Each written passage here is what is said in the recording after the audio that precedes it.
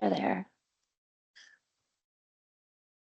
Good morning, everybody. Or, well, it's noon now. So good afternoon, everybody. Thanks for stopping in. We have a quick lunch and learn about fireworks. We're going to start with Doug, move on to Blaine and I, and then we have a special guest, Jerry from the I have to grab his card so I say it right, American Fireworks Standards Laboratory. So we're pretty excited to hear from him and what he's going to bring to us.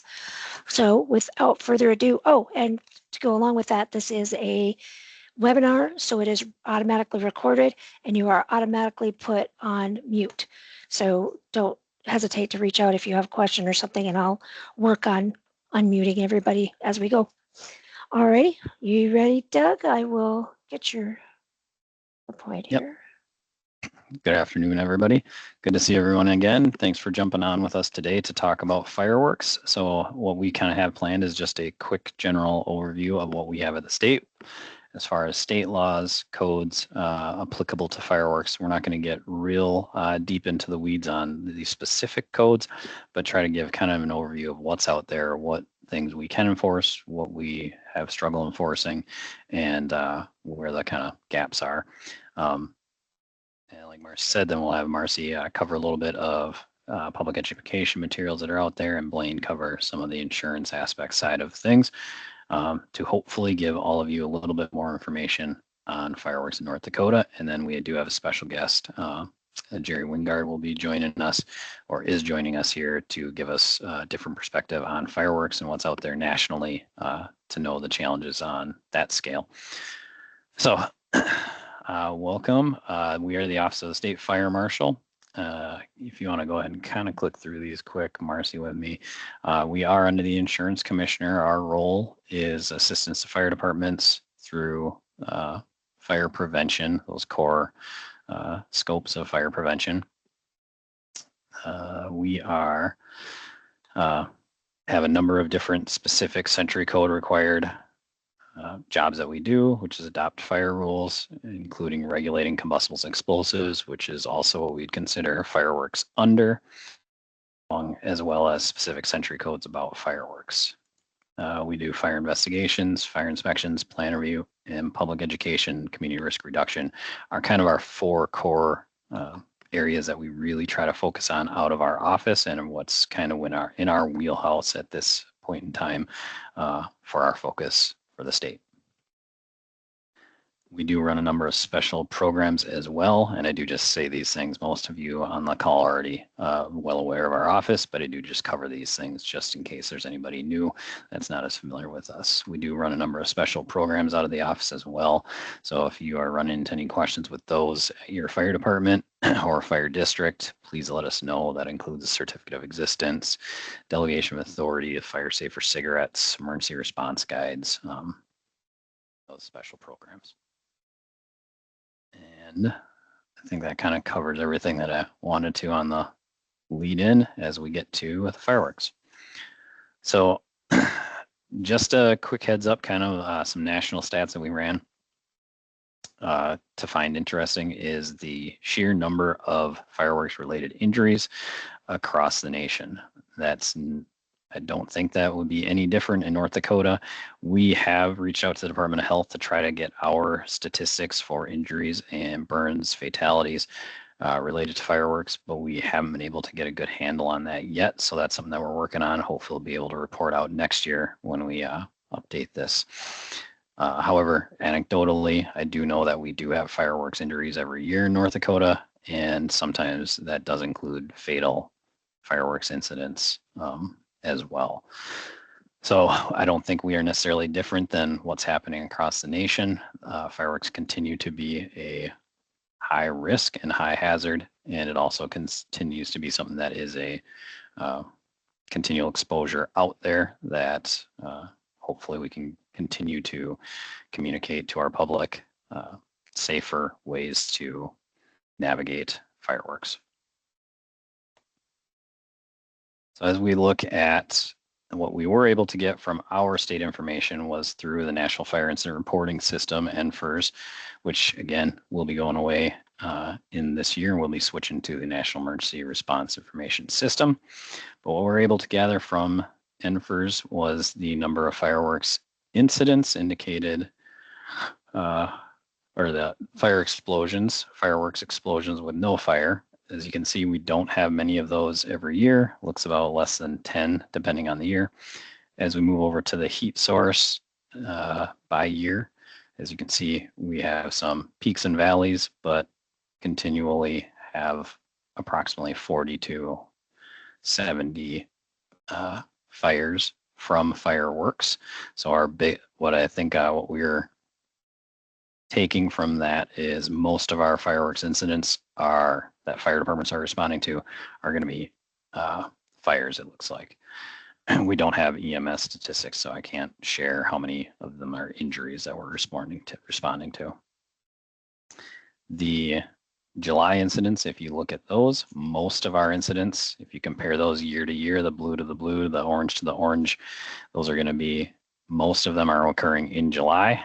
And then specifically getting even closer dialed down to the July 4th, which is coming up, and hopefully we have a wet and safe July 4th, is a good chunk of those each year are occurring on July 4th and July 5th. If you add those together, that is approximately a third to half of all of our incidents, all of our fireworks fires each year. So I think we are approaching the heaviest load of those as we come up to Independence Day. So just one of those things to make sure your public is aware of, you're aware of, and can gear your safety communication towards as we head towards that challenging time.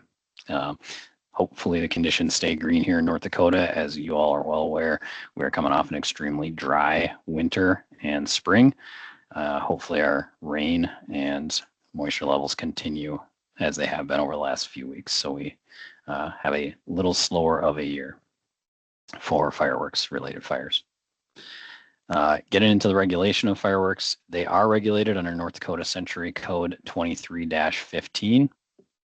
So under this section of code, it lists what are considered fireworks. This is a specific list that includes weights, depending on the firework, grams to milligrams of explosive materials that are in them.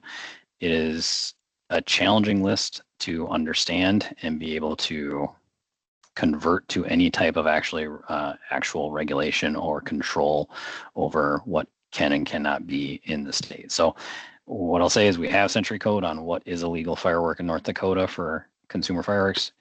It is challenging to understand and enforce. The Century Code also includes the legal dates of sale. It does say specifically that anyone over 12 years old, I believe, can participate in the sale, so can work at a fireworks stand.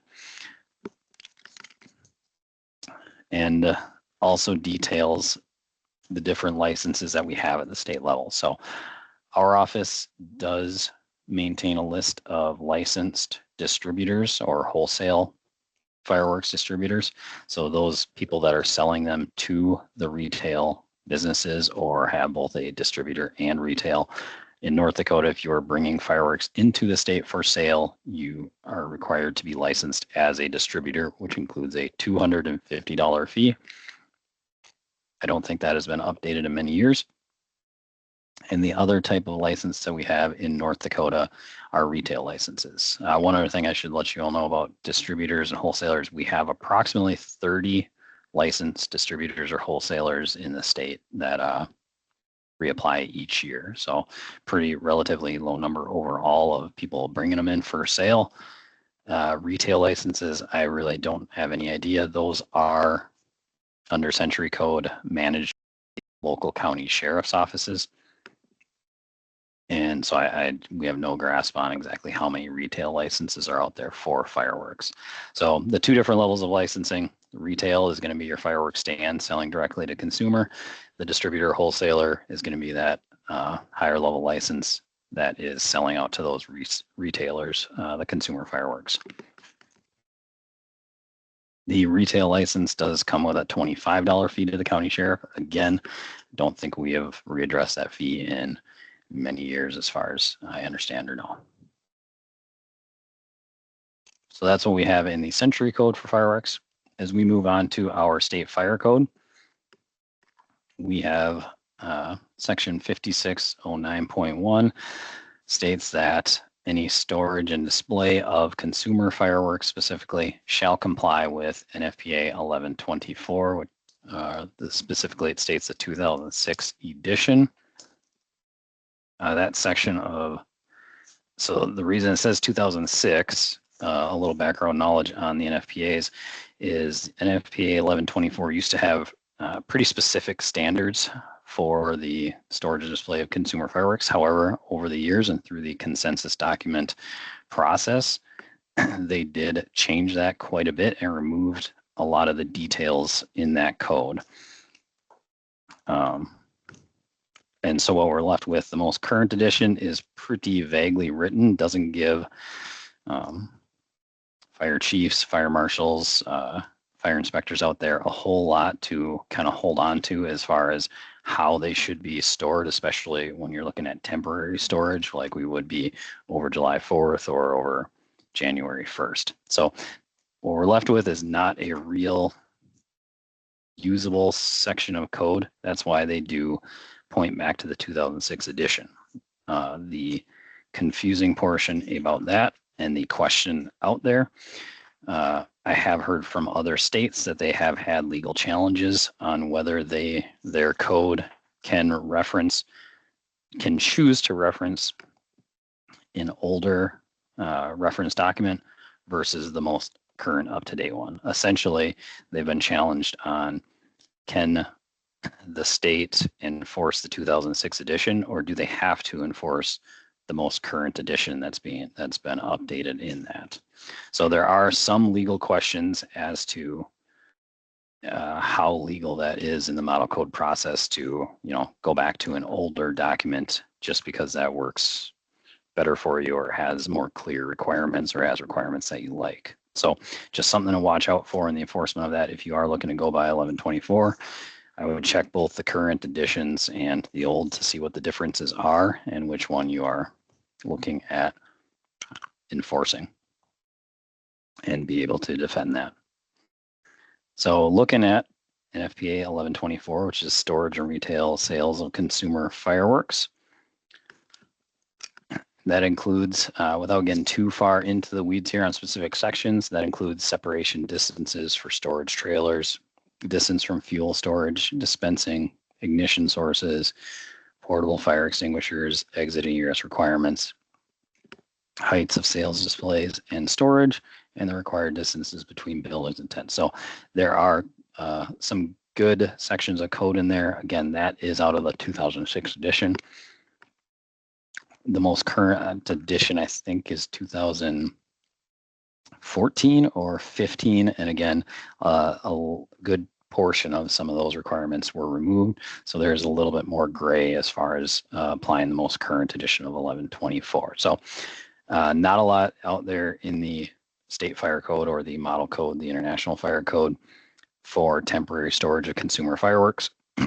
A little bit more out of 1124, which is a reference document.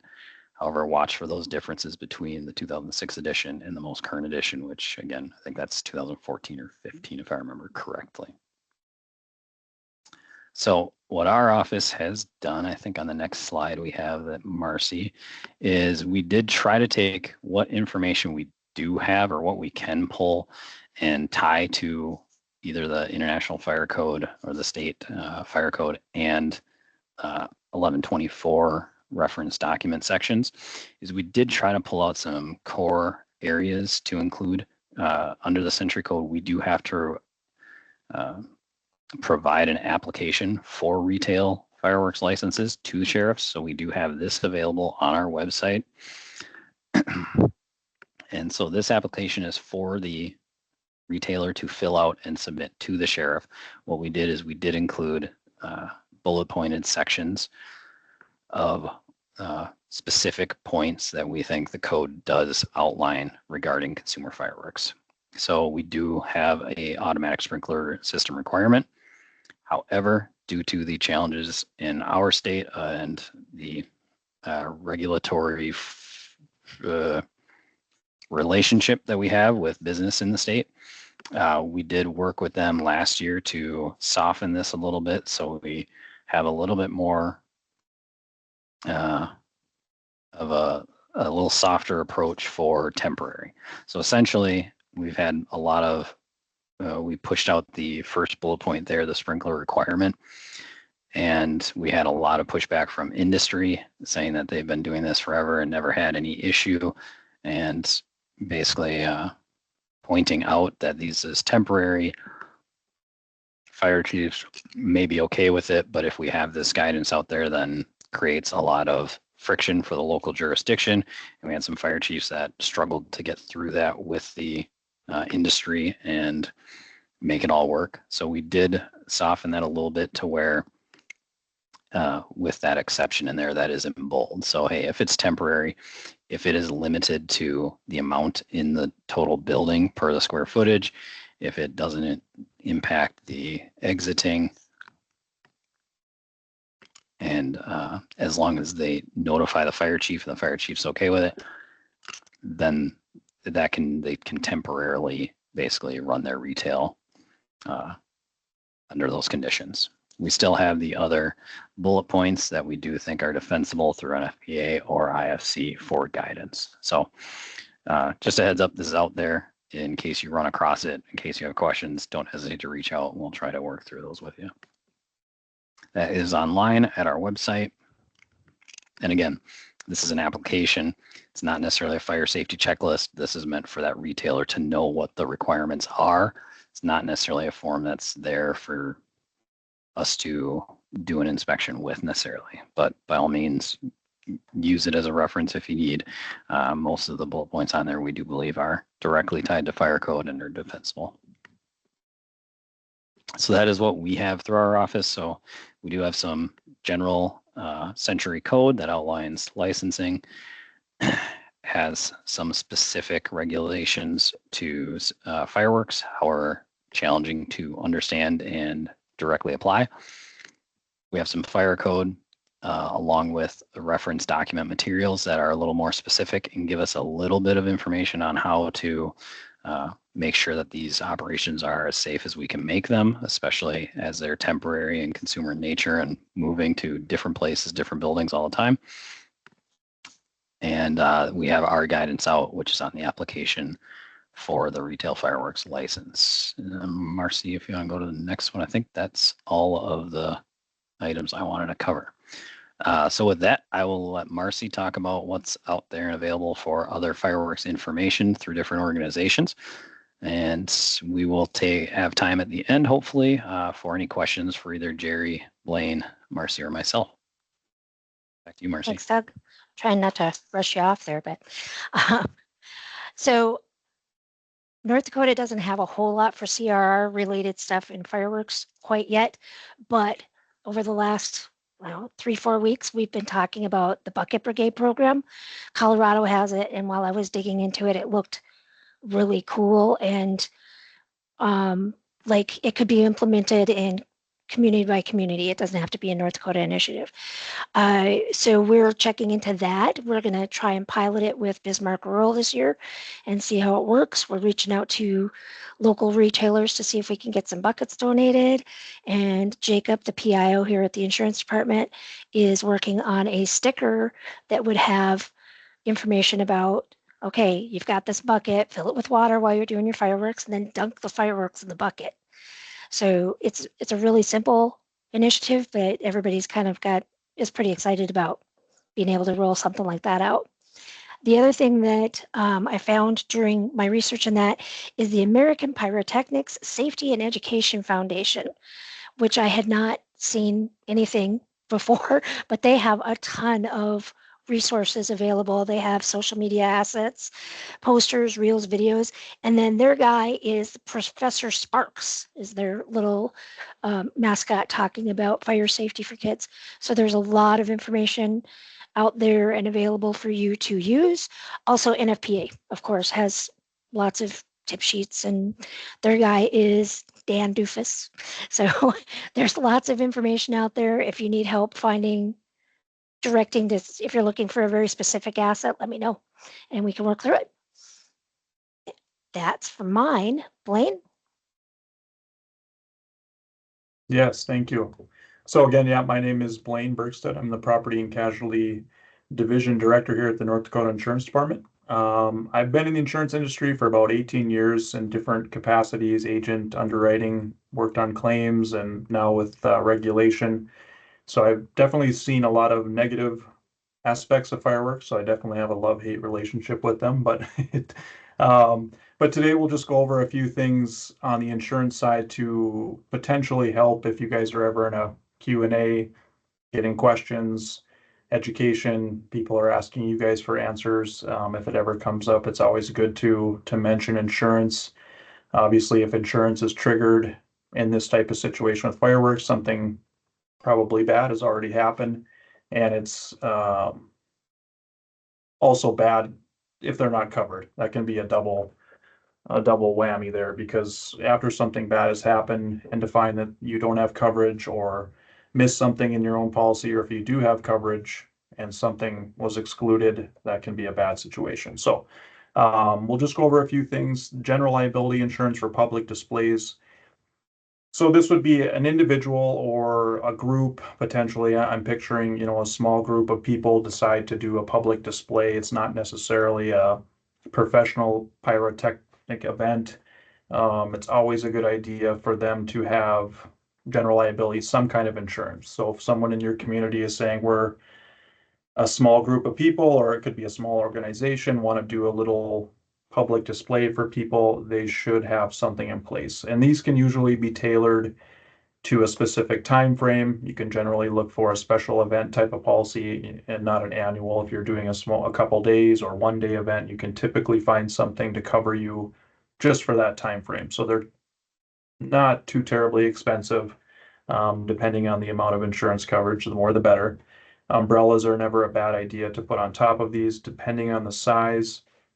If you have a small group compared to a large group, if one person is injured, typically you'll have coverage on a standard policy, but if multiple people are injured, those claims can rise significantly. If 10 people are injured, you can definitely exhaust limits quickly.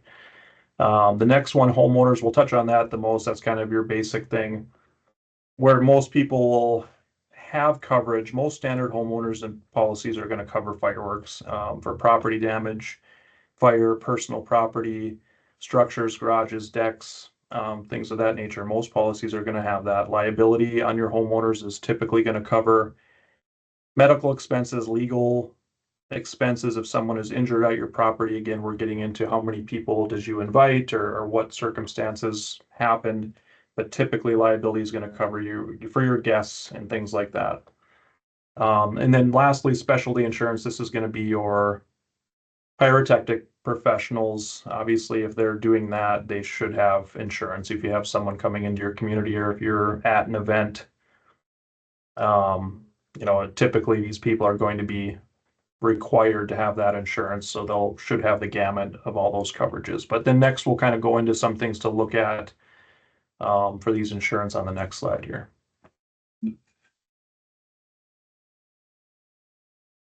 So for exclusions, so like we said earlier, most policies are going to have coverage for fireworks, like on a homeowner's. Obviously, the general liability for a public or special, they're going to cover it. But a homeowner's is kind of what we'll look at more. The big one is obviously the exclusion. It's not listed on this one, but if fireworks is excluded. So we do, most policies, but some are going to exclude fireworks. So it's extremely important for people to know, does your policy cover fireworks? Because it'll specifically say all fireworks related injuries, property damage, it's just going to be excluded. So that'll be kind of the big one to see if your policy does cover it. And then even if it does, the next one is the top one here, the negligence and intent. So even if your policy does cover fireworks, what we see now in claim investigation and carriers' activities, they are going to investigate. They're going to go through any firework claim tooth and nail, and they will ask questions. They will interview people and guests and who was involved, what happened. It's just not as simple as it probably once was, where if you turn in a claim for fireworks, you get a check. Now it's a lot more difficult. They're going to investigate. Was it negligence? Did you intend? I can't help but think of my own, my father trying to scare us with fireworks, throwing fireworks at us while we're playing in the yard. If something were to happen, was that intent? Did he mean to, so just an example of how into the weeds they can get into this. So it's extremely important to understand negligence and intent. I mean, it's almost all cases that we investigate come down to trying to determine who's at fault, no matter how innocent it could have been.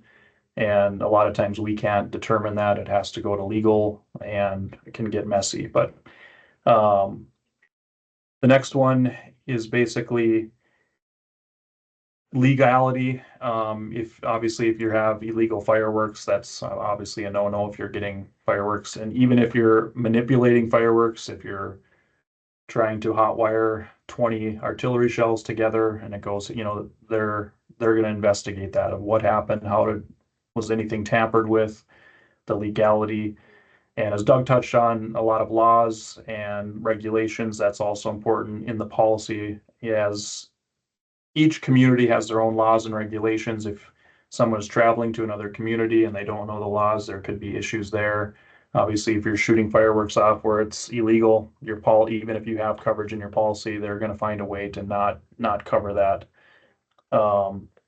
So it's just important to comply with all firework laws and regulations to ensure coverage. And yeah, I couldn't even tell you all the cities in North Dakota, all the different regulations each city has. There's a lot. Um, so yeah, that's kind of some main points in the policy for insurance and fireworks. It's a extremely love-hate relationship for us because fireworks are joyous and everyone loves to do it. But obviously I get to see, and I'm sure all of you get to see the worst case scenarios, what they can do. So always important to educate. And then with the insurance, again, yeah, we appreciate you guys educating people on the insurance side of it because we get those calls. The accident has already happened, the damage has been done, people have been injured, and there's no coverage. We're reviewing a case that happened last year. Share a little bit on it. It was a facility that has patients with people with disabilities, and they kindly wanted to do fireworks for their patients, and they thought sparklers would be good and safe and all well. And patient was severely injured by burn from a sparkler, and they were left unattended or what have you. And come to find, the policy does exclude fireworks, and going into the weeds on the insurance carrier's duty to defend that facility and pointing to the exclusion that all fireworks is excluded. We're not going to defend you. We're not going to cover you.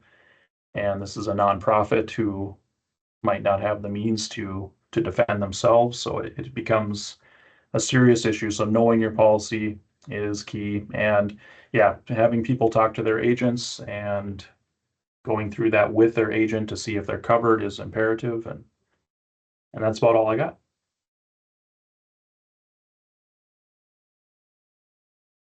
Marcy, you're on mute. Thanks, Blaine. Jerry, we would love to hear from you. Are you ready? Yeah, I think so. Uh, hey, good afternoon, guys, girls. Doug, good to see you again. Hopefully, I'll be seeing you again soon at National. Um, I'll kind of briefly go through AFSL and myself. I have been messing with fireworks and explosives since the 80s, mid 80s. I worked for the state of South Carolina. I was the AHJ, handled commercial explosives, display fireworks, consumer fireworks, and then later on went to work for AFSL. AFSL is a nonprofit group. We were established back in 1989 after CPSC started putting the hammer down a little bit on fireworks back in 1988. We test, we're an independent group. We're funded through testing fees we charge for our testing. We test to make sure they're compliant for federal standards. And then AFSL adds, we as things happen, fatalities, and you talked about the burn, and by the way, sparklers injure more people than any other fireworks device there is out there. Uh, but residual burn is kind of like you were talking about the bucket brigade, where we test the fireworks so they don't continue to burn, or we set them for 30 minutes to make sure they don't reignite. We investigate a few. There's always a few houses. People put them in garbage containers and roll them up next to their house. We even had one in Pennsylvania one year where a 9-year old died of smoke inhalation because they put the trash container next to the house and it caught back on fire. But our testing is done through Bureau Vistage, BV, which is a worldwide testing group that is recognized by CPSC as a third party tester. They're ISO certified. They got all the accolades because they test for all different type people, all different type products. But anyway, they do our testing. The majority, at this moment, our testing is done. We're testing in China, which is predominantly the major supplier of consumer fireworks. Uh, Thailand, Cambodia, and there's a little bit of stuff in the United States. So that's part of my job to help manage some of that. And So we do about 75 to 80% of the fireworks that come into the United States, consumer fireworks.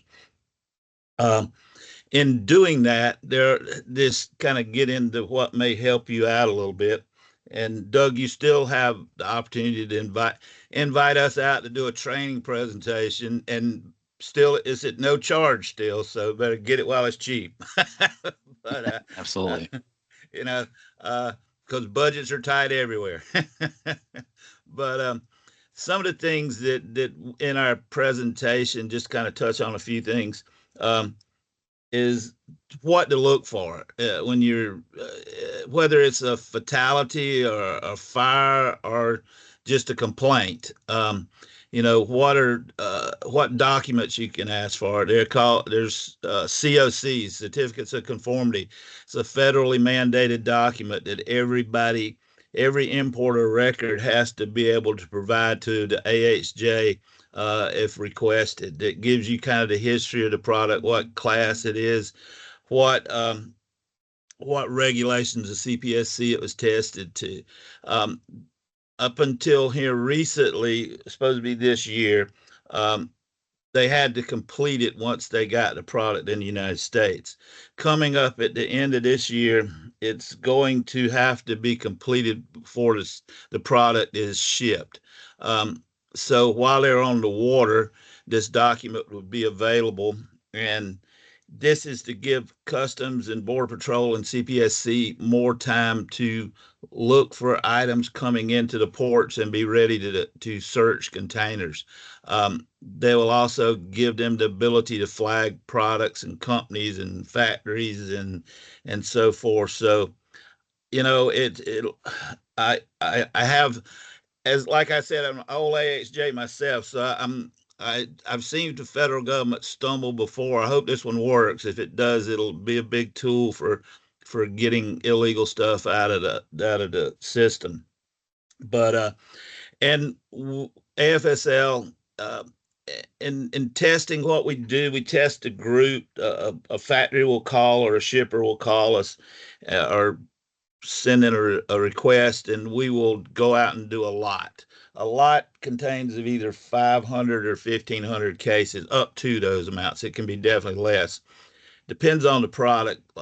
Like a lot of 500 cases of sparklers, what we were talking about earlier, there's close to 500,000 sparklers in that. So that's the reason you can't have but 500, up to 500 cases. Large items where there might not be but one or two or four to a case, like mine and shell devices, 500-gram mine and shells, you can have 1,500 because you don't have a number of items. But what we go in, we mark each case with an identifying number, and then we pull samples, we test, we backfill, and then if it passes, there's a sticker put on it. That sticker is as counterfeit proof as you can have. It's got about 8 security things in it. We When we do our training presentation, we show you what these lot numbers look like. We show you what the stickers look like. And we also, one of the big things, if you see our lot number and it doesn't have our sticker on the box, that means we failed it. So there's something wrong with it. So it would give you an idea that there's a problem with that product. But we have we also look at the UN numbers. UN 0336 is the common one for consumer fireworks. Uh, and giving you the ability to find, and there's also other numbers like FC numbers and EX numbers. How to track those numbers is pretty easy on FMSHA or DOT's website. You can type the number in and it tells you if it's a valid number, and it tells you if it's a consumer firework or whether it's a and it gives you a lot of other history on it. But one thing, and I know you're talking there about especially the insurance part. One of the bigger things that's happened recently, and hopefully is getting a handle on it, is product that is professional use only. And so it is definitely not consumer. Can have up consumer cake. The biggest one can only have 500 up to 500 grams. Professional use stuff can have up to 1,000 grams. They're electronically fired. They also, most of them have two ports. They have a quick match port, a quick match fuse, and they also have an e-match port. Um, if either one of those see a heat source, they fire instantly. And if a consumer, most consumers don't have that knowledge. Um, so the professional use stuff, we show some examples of that, how to find that, how to track those EX and FC numbers, how to just look at them. We've seen people counterfeit them. Uh, we've seen just kind of teach you there's a sequence. The EX number starts with the year that it was issued. The SC number starts with a 3-digit code for the SC provider, and then the next four the year. So if you see one that's got a year that hadn't happened yet, then you know that's a bad EX number. And and so what happens with that, then by federal law, that if it's an unknown explosive, it reverts back to a 1.1, which is trouble in everybody, for storage, transportation, the whole 9 yards. I'm sure your state is no different than the rest of them, including my state, um, where you have a lot of these hobbyists now that are doing. They get product that they shouldn't have, and they go out and shoot it. They're making product. In our presentation, we show a bunch of illegal stuff, everything from the old M80 size up to soda can size, which are extremely dangerous and are full of flash powder. Um, Actually, to kind of give you a little spin, this year we've already had 10 fatalities since the first of the year with fireworks. We had 6 in the state of Hawaii, which is a mix of consumer and display fireworks that happened. And then we had a consumer one in Washington State where a kid was taking a reloadable launch tube device and using it like an RPG, and they don't go well with that. And then we had 3 already illegal explosives. I don't know what has happened in the last month. Doug, I went out to Tim State in Missouri and did a training thing for them in Springfield, and then did another one over near St. Louis. And about 2 weeks later, they had 2 people die from making M80s or illegal explosive devices. And luckily, we trained, fire marshals, law enforcement, and stuff while we were there, and they all responded back to us because there were things that we showed them uh, that they encountered when they started their investigation. We also, in the presentation, do a little bit of that. I shouldn't say we investigate fatalities and serious injuries. Either I go out to it or I make, um, some either phone contact or whatever to try to get the what really happened side, because unfortunately a lot of them um, are not how the spectators. A lot of times you're dealing with an illegal explosive, so people aren't really got not real thrilled about giving up information that might send them to jail. So there's a little bit of trying to help people understand what's evidence, what needs to be collected. With the reloadables, the fatalities, we have a lot of them. People doing stupid stuff, putting them on their heads, putting them on their chest, putting them on their legs. Um, the tube is designed to be shot on a hard, flat, level surface. Um, if it doesn't have any resistance at the bottom, like somebody holding it, shooting it in the air or whatever, or shooting them at each other now, unfortunately, uh, they will fatigue at the bottom, and there's a huge plug in the bottom that's almost like concrete. It's there for ballast in that tube. And if you punch that out, it's like a mortar round. It puts a pretty consistent round hole in the head or the chest or wherever it penetrates. Um, so that is one thing that AFSL tests the tubes a little bit more than what CPSC requires. We do upside down tests where we test them more stringent than the federal requirements. We also have had a tremendous amount of hand injuries, and a lot of those going to the demographics you were talking earlier. Most of those are like teenage males, um, where they find these partially or shells that were kicked out because they had a fuse issue, and the person, the user, just kicked it on the ground. So you got the shell starts out with about 12 inches of fuse, and about half of it goes out. And then that fuse is designed by law, and it has to burn 3 to 9 seconds. So if you got about 2 inches of fuse left, so you burn in about a second or so. So seems like every teenager has a Bic lighter in his pocket, and so he finds these things on the ground. He picks it up, he lights it because it looks like a big firecracker. Well, it doesn't work out well, and as I say, it blows up before he has time to cock it back. And so most they lose hands and fingers, and they're pretty drastic injuries. And so there's a lot of stuff. And Doug, there is going to be a new version of 1124. I think it's 26. I got in the mail the other day. Still doesn't have chapter 6 and 7 in it. I know the National Fire Marshals Association is looking at, everybody's tired of waiting on NFPA to do something with that, to give guidance, with sprinklers and IWITs and product and storage and the whole 9 yards. So hopefully something will happen that will give the AHJs a better tool. I know I was lucky enough to have it, those chapter 6 and 7, when I did inspection. So and AFSL has also been, we have participated in some NFPA's testing where we did at Southwest Research Facility.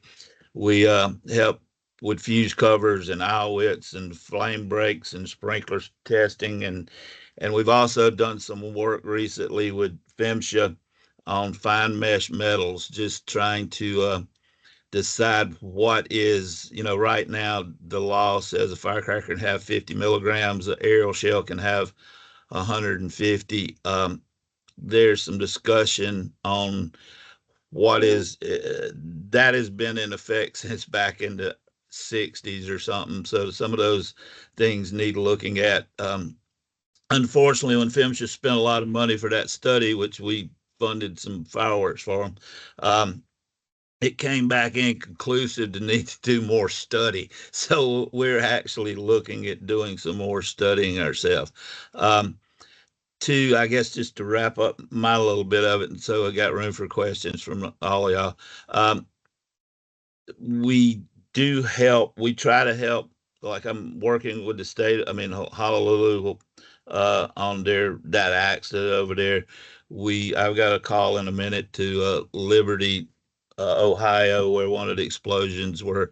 We try to help. We have other fire marshals, that we try to kind of make a network. So you got somebody, like, if you got a product that you think came from another state, that you can call up or get information on it.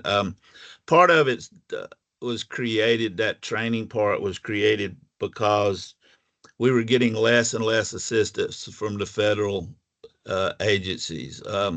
You don't, and I know I lived in that world too. If you had something that was going to make the major headlines, they'd help you. But if it was just regular stuff, they didn't want to get involved with it. So, and the word fireworks will pull them off of it too, even if it's illegal explosives. And to some of that, to discussing how I think it's pretty relevant right now how a lot of fireworks are being used in these social unrest situations where they're using those shells as almost like hand grenades, and people are.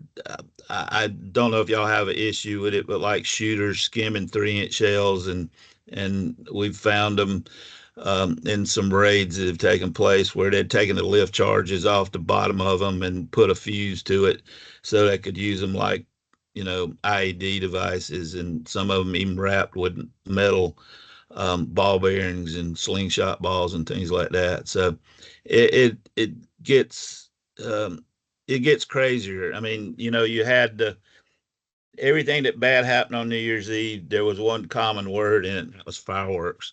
The word fireworks. They either had fireworks, used fireworks, or fireworks were in the vehicles.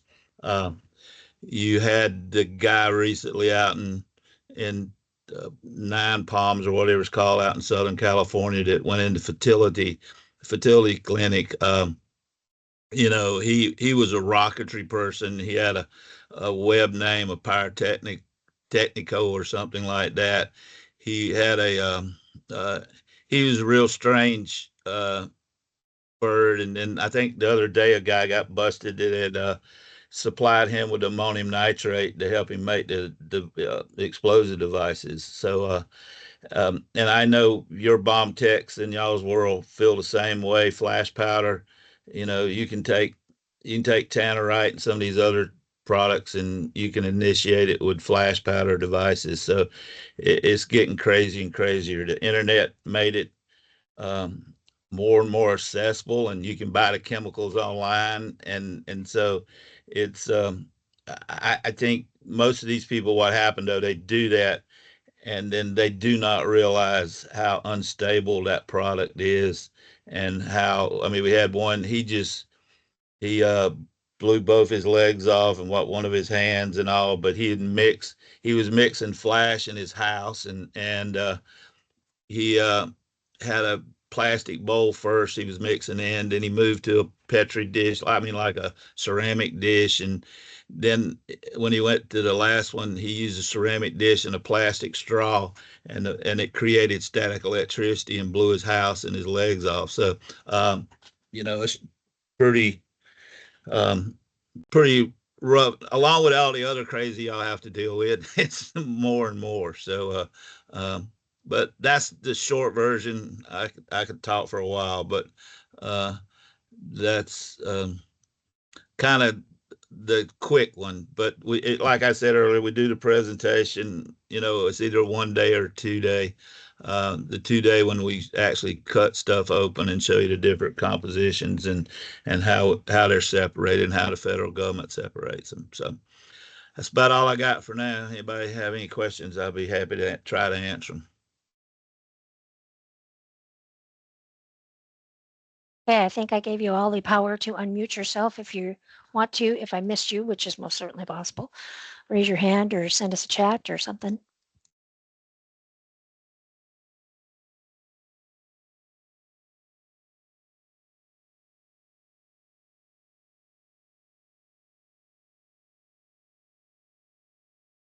Nothing.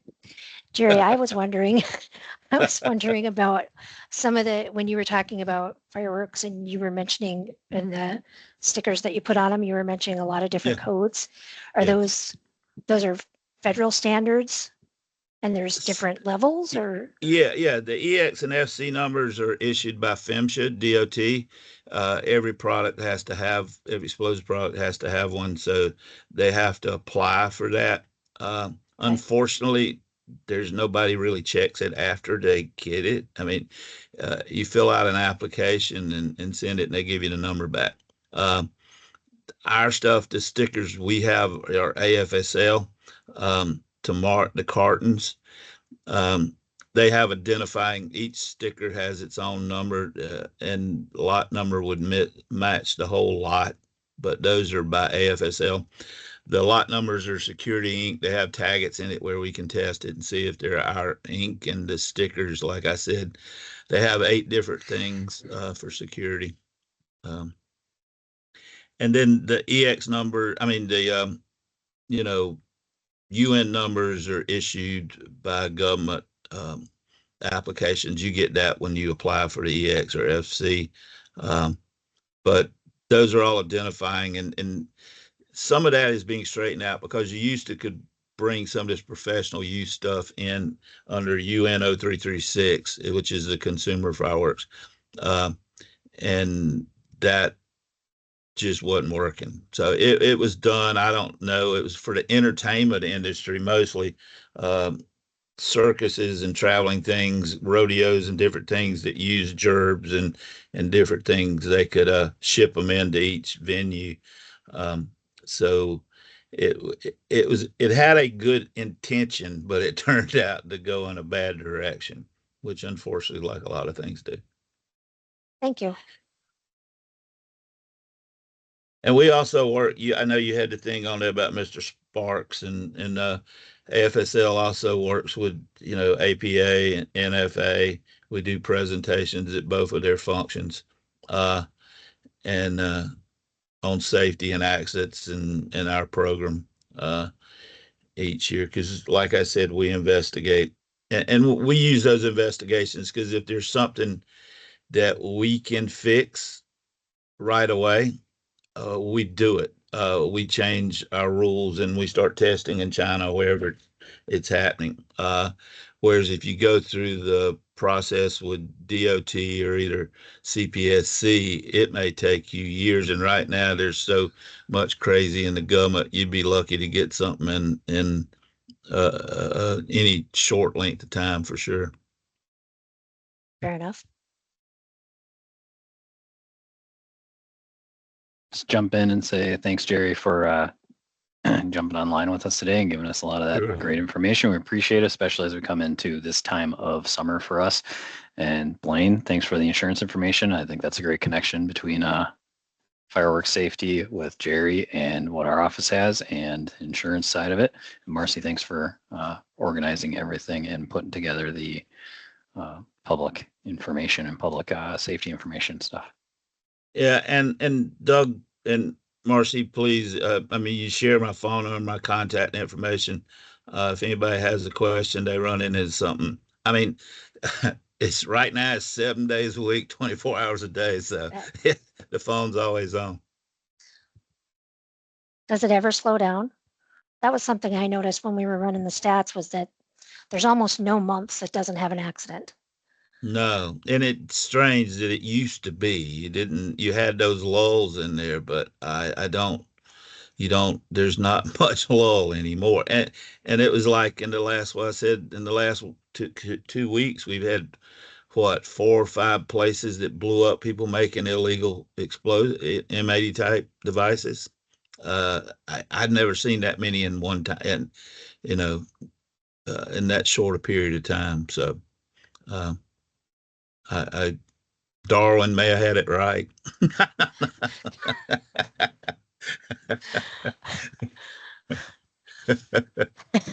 I'm just going to let that lie.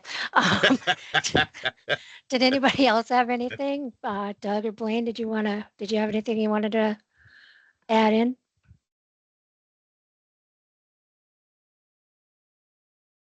Nope. Well, hearing none. So, I Doug, will. when do you want to go set ahead. up? When you want to set up a training thing? Hopefully in the next year. I need to, that was one thing I didn't mention earlier on our section is we do have some draft possible century code language that we do want to update, and that's what I've kind of been waiting on to see if we can get our industry to the table to agree towards a little better century code than what we currently have. And that's where I'm kind of waiting on, is if we can get that and get them to start pushing that direction with us, that we can maybe get it through the legislature here in a future term, then I think we'd really jump on getting everybody trained up if we're going to take a little further step towards regulation here. Sure. Yeah. Sure. So hopefully in the next year or so, we'll reach Anytime, out just not in organize. the dead of winter. Anytime other than the dead of winter. I don't know. Right. That's when it's good for us. Well, okay, well, we'll come anyway. I went to Michigan. It was what, -10 and 2 foot of snow or something on the ground. So I can go to you too. All right, Sounds Yeah, good. Jerry, I got a question for you, Jerry, if you got a minute here. I'm just Yeah, curious about sure. reservations, how it's regulated. Is that just federal government regulation or does state get involved? Well, yeah, and that, yes, they have to. Where it gets sticky more is out like Washington State, or I think Washington State has as many Indian reservations as anywhere, and all they have to do is abide by federal law with fireworks, so they can have basically any type of consumer fireworks. But their state doesn't allow anything but safe and sane and things like that. So it just depends. Some states have it control it by use, where you can use it when you can use it. But then on some reservations, they have events where they set up temporary cells and you can go by and shoot. And it gets described as kind of like a war. And you have people hurt a lot. We had a few fatalities at those. So, but yes, the fireworks are regulated under federal law there. So you can have any consumer fireworks that's legal in the United States. Um, it just gets sticky moving them out of that governed territory into the private lands and so forth. But you know, so there's a lot of that. I mean, there's a lot. Um, all same thing with tobacco and alcohol, and it's same under that same premise. Gotcha. Thank you. Yeah, sure. Andy. Great question, Adam. So as always, I will stay on until the last dog, but so if anybody's got any questions, I'll be here, but otherwise, that's all we've got for you. Thanks, folks. Enjoyed it. Y'all take care. Be safe. Thanks, Jerry. Thanks, everybody. Yeah.